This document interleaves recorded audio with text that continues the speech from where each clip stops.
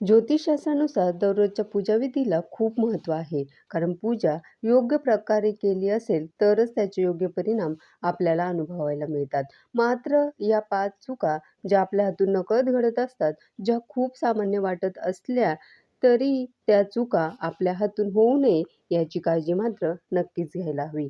Number 1, अंघोळ केल्याशिवाय जर देवपूजेसाठी जर तुळशीची पानं तोडली तर देव ते कधीच स्वीकारत नाही.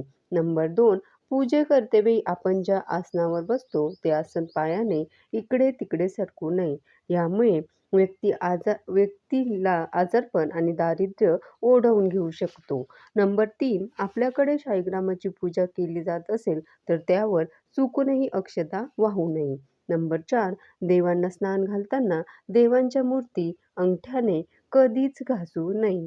नंबर 5, दररोज एक तरी तुपाचा दिवा घरात नक्की लावावा. यामुळे घरातील वास्तुदोष दूर होऊ शकतात. धन्यवाद.